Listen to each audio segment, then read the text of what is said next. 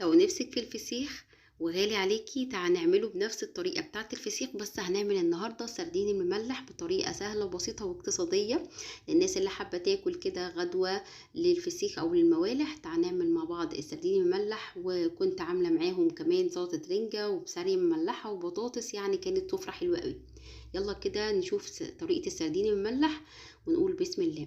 جبت هنا كيلو من السردين المكساوي، غسلته كويس جدا وصفيته من الميه واتاكدت ان هو نشف خالص من الميه، ما فيهوش اي نقطه ميه. دي خطوه اساسيه في اي موالح انت حابه ان انت تعمليها، او في تفسيخ اي سواء بسردين او فسيخ او حتى بسريع.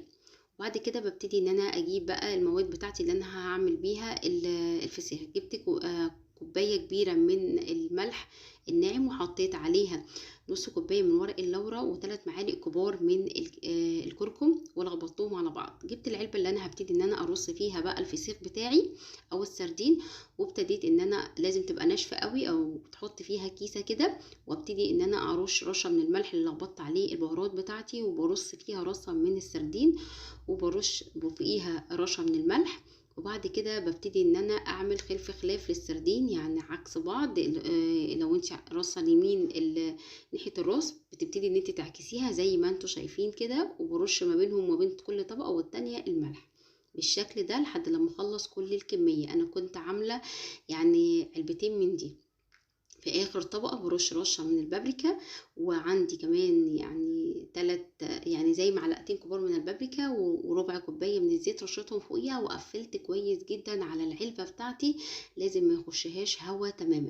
بقفل عليها كويس جدا واحط فيها اكياس كده بقفلها، وبقفل عليها بالغطا كده، وبسيبها من 5 ايام لاسبوع. يعني لو في الصيف ما بيكملش معاكي خمس ايام بس. دي العلبه التانية سبتها 5 ايام، وابتديت ان انا اوريها لكم بالشكل ده. شايفين السردين اللي فوق الوش ده بابريكا، يعني مش دم ولا اي حاجه، ما عرضتوش للهواء. وفي الصيف يعني لو احسن ما تيجي تعملي بسارية، تعملي اي حاجه من دي بتحطيها في التلاجة، بتاخد وضع التمليح وفي نفس الوقت ما بتبص معايا بالشكل اللي انتوا شايفينه ده. قلت لكم كل الخطوات اللي تنجح معاكم اي موالح انتوا حابين تعملوها، سواء فسيخ او بسارية او حتى سردين.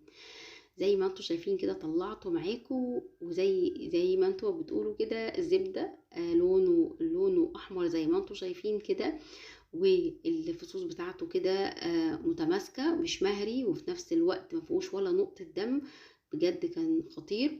واحسن حاجة ان هو مش مملح، لان انا صفيت منه المية تماما. دي من عوامل النجاح بتاعت اي حاجة عايزة تعمليها فسيخ بالشكل ده. وابتدي ان انا اخليه، حطيت فوقيه بقى خل، وحطيت فوقيه ليمون، وحطيت كمان فوقيه زيت وحبة طحينة، وبتقدميه مع بصل بقى. وكنت وديتها كده رشة من الطحينة. زودي الليمون بقى زي ما انتي حابة، كل حاجة دي بتحب الليمون الكتير والطحينة والخل والزيت كمان.